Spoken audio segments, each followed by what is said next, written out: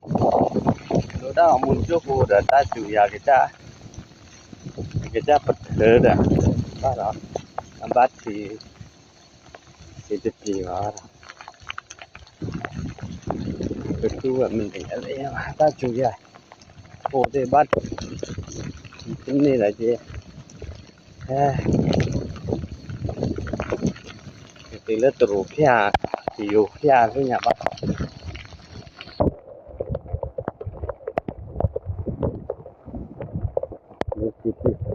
thảo bụi đó ba là đâu bụi ta thì nó đó đã thì ta đó đưa vào ó ya rồi lúc ó ra cho gì mà này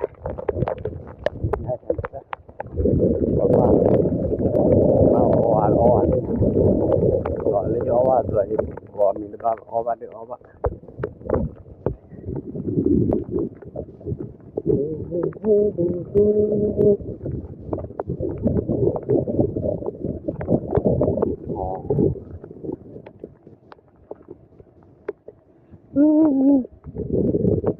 lo cái gì đi ha lo cái gì làm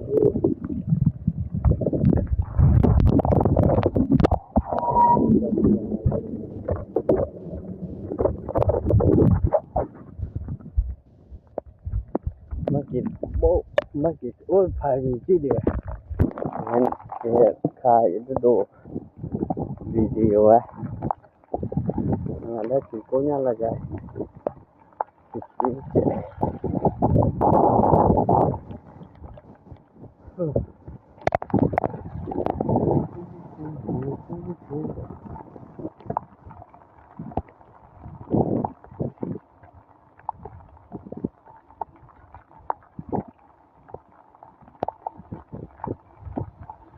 Abu tai hai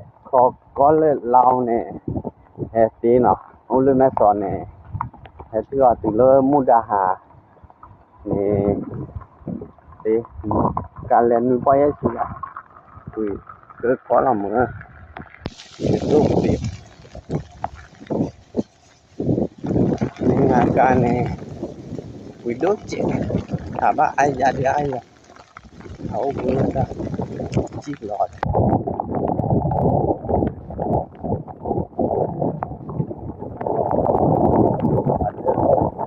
aduh sih ini derame dua di sana betul dua